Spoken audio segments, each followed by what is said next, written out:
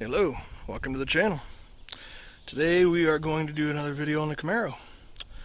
I wanted to do this video last year, but I got busy and it was a hectic year for just about everybody. So anyway, today we are going to show you how I test drive a third gen Camaro. Based on the comments from the other videos in the series, this is not meant for the collector.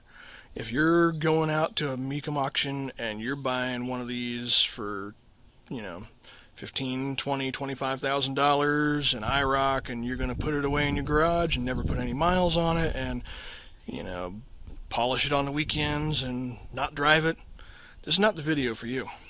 Okay, this is for the blue collar guys, the guys that want something fun to play with. Somebody mechanically minded that wants to have one of these. It's always been their dream car and wants to daily drive it or something like that. This is not for the collector car market. This is for blue collar guys, reaching for whatever's left of their dream. So if you're a collector guy and you're watching this video in hopes that it's going to prepare you for a Mecum auction or something of that sort, you clicked on the wrong video. Sorry about your luck. Anyway, we're just going to go through this as if this was a random third gen that I've never seen before that I'm going to test drive. I'm just going to explain some of the basics. We're not going to do absolutely everything I would do on a test drive because there's not really a need for that when I can explain it to you. I guess we'll just go ahead and get started. First thing I would do is open the hood, check fluids. You want to make sure there's coolant in it. It should be a bright green.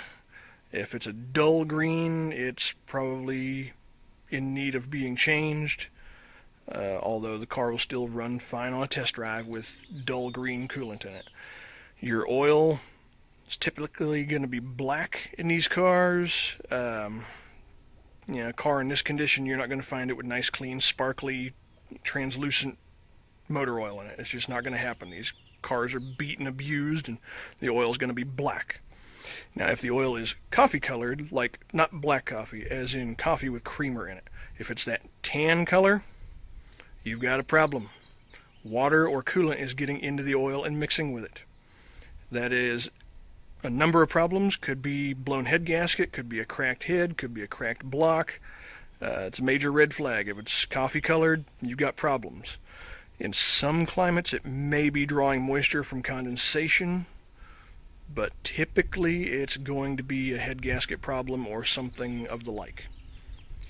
Next thing you want to check is transmission fluid. Now, of course, without the car being warmed up and sitting on level ground, you're not going to get an accurate level reading, but it should be a light pinkish red.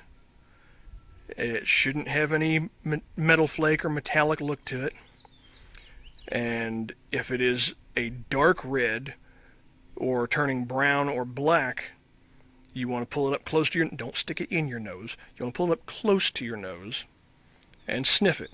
If it smells burnt, like burnt toast, or like if you've ever smelled like when an old vacuum cleaner throws a belt, it'll smoke that belt and you get that real strong stench of burnt rubber. Not good burnt rubber like you're spinning tires, but that bad vacuum belt burnt smell. That's what burnt transmission fluid smells like. So those are all things to keep an eye out for. Now, I know this car. I've had this car several years. I know what its actual problems are. The fluids on this car are all fine. You do also want to check your oil level. If it's just barely touching the dipstick, then there's a good chance the car's been run low on oil or potentially out of oil, which is a sign of pretty strong abuse on these cars. Now, granted, these cars are 30, 35 years old. They're going to have been beat on quite a bit. The old small block Chevys are tough, but they ain't bulletproof. And it's been my experience that it all depends on how the car was broke in. If it's been driven hard from day one, they typically survive a little better. But if the car was feathered and grannied around early in its life, and then somebody got it and beat on it, things are going to have been broken. Things are going to have been replaced, like motors and transmissions, and you'll typically find a lot of issues with cars like that. Unfortunately, we don't have a time machine. There's no DeLorean sitting here, so it's all hearsay. I cannot tell you how many times I've looked at these cars at dealerships And the guy will tell me, oh yeah, it belonged to a little old lady. She drove it just to church and to the market twice on Wednesdays. And that's all she ever did. It was treated nicely. Okay, if that's true, I don't want that car.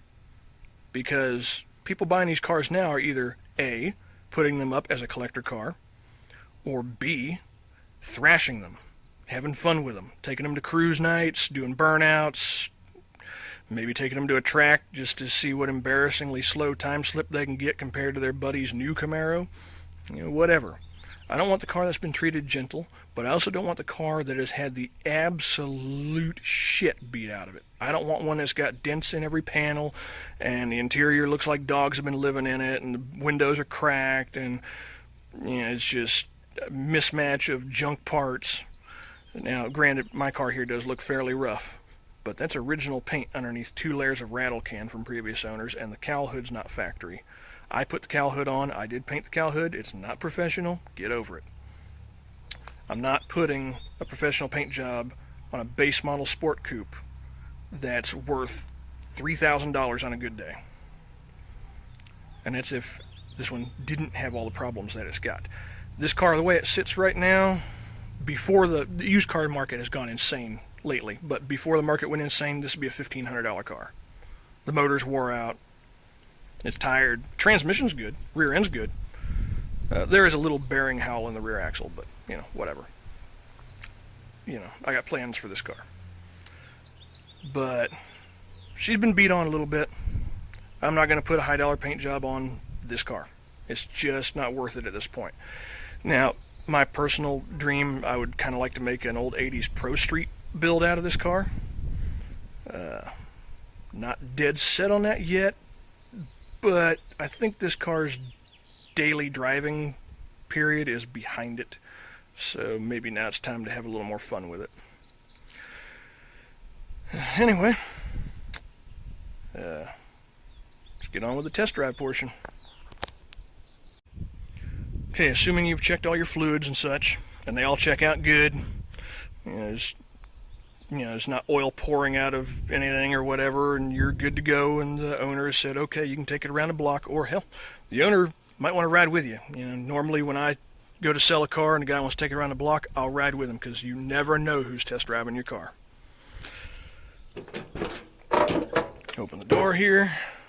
Now, if you haven't seen my other videos in this series, I have other videos explaining what to look for in these cars. And, show you, go around, check, bushings and look for damage and things like that, what to expect out of the interior. This interior is filthy. I'm planning on replacing all the carpets and reupholstering the seats anyway. But, if you haven't seen the other videos, go check them out. You don't have to have seen them first, but it might help if you're looking for a sort of buyer's guide on these cars.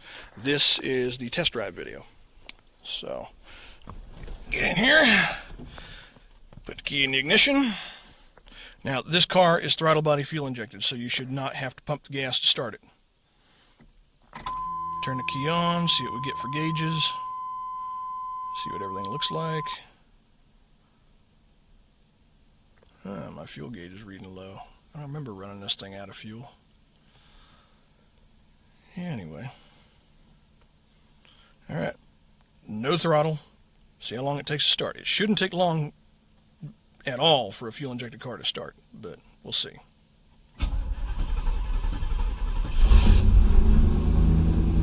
Now that was a sluggish start for a TBI car. These cars are known for fuel pump issues, so the fuel pump may be getting weak.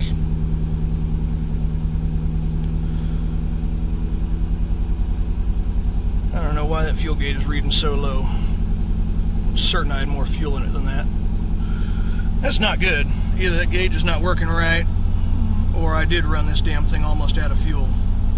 Anyway, that would be a good point to ask the owner. Say, hey, is this thing out of fuel or is that gauge not working? Because if there's no fuel in it and you're not close to a gas station, not a good idea to go test drive the car. Hear how rough that idle sounds? That's a misfire. That can be bad plugs and wires. Could be an issue with the ignition system. Could just be a dead cylinder. Yeah, not exactly something you want to hear on a test drive. Like I said before, this motor is pretty wore out, so yeah. Me being the current owner, I am planning to find another motor for it. The 305 is just not worth sinking the money into for a rebuild. Here your typical third gen rattles. Door panel's off right now, that window motor's not working. Yeah, see, the rattle went away. As soon as I started talking about it, the rattle went away. And this car actually doesn't rattle much for its age. It does pretty good, surprisingly enough. Everybody bitches and moans about 80s cars, all the body by Fisher cars rattling to death and making all kinds of squeaks and noises. This one actually does pretty good. Now normally I would let this thing build up some temperature, but since the fuel level is so low, we're not going far, sadly enough. Normally I'd let this idle up, get up some temperature in it, make sure it's not going to overheat on me. Then we'd go out and take it around the block, check the brakes, check the acceleration, make sure the transmission's kicking down right. But since I think I'm almost out of fuel on this car, probably ought not to do that. So we'll have to make this shorter than I had planned on. Put this window down. That's about average speed for these cars. Yeah, they're not real fast on the windows. Seatbelt. I'll give you guys a little vomit cam for a minute. Doo-doo-doo.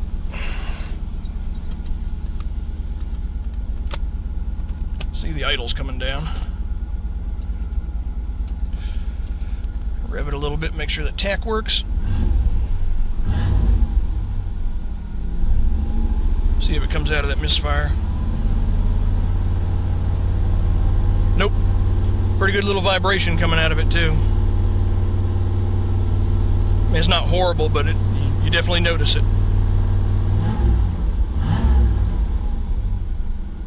You also want to look back behind the car. Here, put you in the rearview mirror and see if it smokes when you rev it.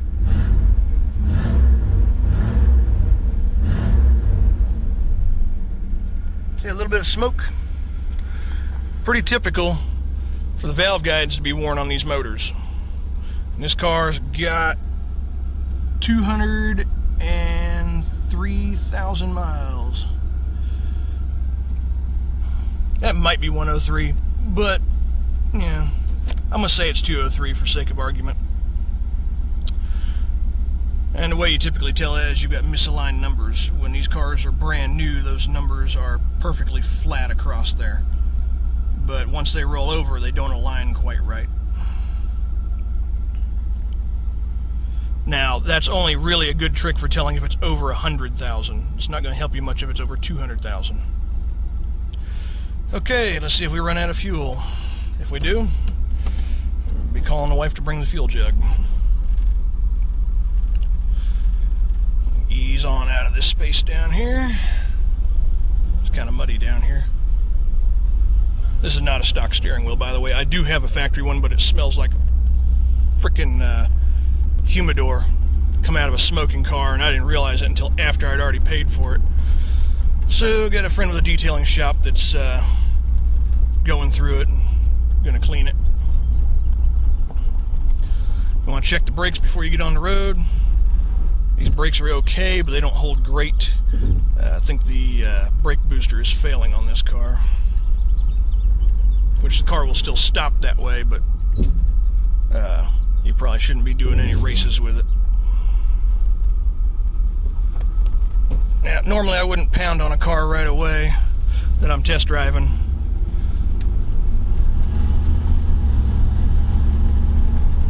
But this motor's wore out anyway. I'm going to be looking for a 350 to put in it. Down here and around the bend. Just see how it runs in general.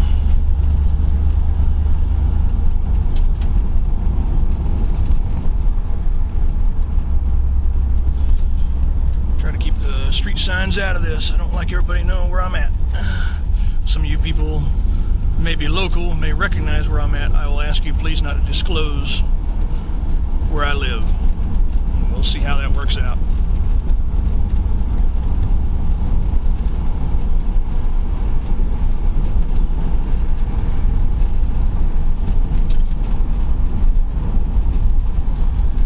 Keep an eye on your gauges. See if there's anything funny going on. You should also be able to tell whether or not gauges are working properly or not. Most of these gauges are a gauge equivalent of a dummy light, which means they only come on or do stuff when there's a problem. But these gauges seem to be more on the functional side than the dummy light side, which is good. Although, the battery gauge is kind of, general charge. Your oil pressure is kind of general. It's not super precise. You can get digital gauges that are way more accurate, obviously. Listening for funny noises, squeaks, creaks, and any engine noise. Make sure the transmission's shifting out right.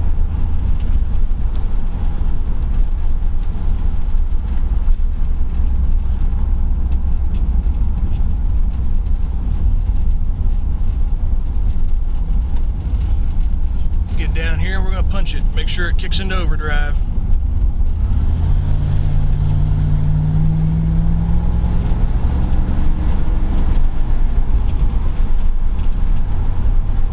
Woo, smells a little bit. Tell it's smoking a little bit. It doesn't smoke bad going down the road, just barely enough to notice. You smell it before you see it.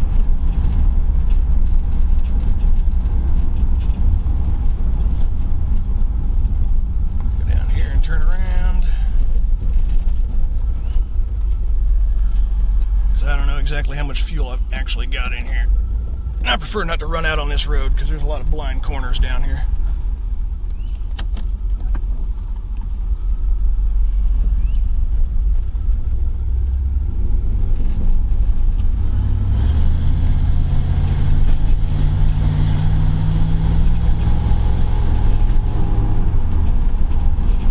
Runs out pretty good for an old beater.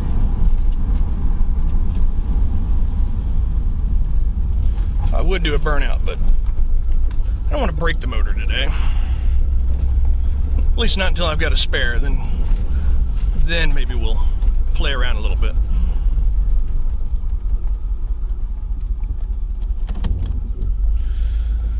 Anyways, typically what I do with a test drive on these cars. Kind of how I test drive all my cars. Cadillac sitting right there. Anyway, hope that helps somebody out. Hope that teaches you something about test driving these cars. Don't expect it to run like a brand new car. They are nowhere near as efficient as new cars. Nowhere near as fast. But for a nice little weekend toy, something you can play with, you put some wheels on it and a hood, and, tint the windows, and spruce up the interior or whatever. You can make a fun little weekend toy out of these. That's pretty much, at this level, all they're worth. Just go have fun. Pick up your dream car if this is what it is, and just enjoy it. These cars were built to be driven. They were never built to last, 40, 50, 60 years. They were never built to be a daily driver for 20 years. Luckily, this car's in pretty original condition. But, they're not all like that. Most of these are butchered pretty bad and pretty rough shape. So, that's all for now. Happy hunting, and I hope you find the car you're looking for. Till next time, bye.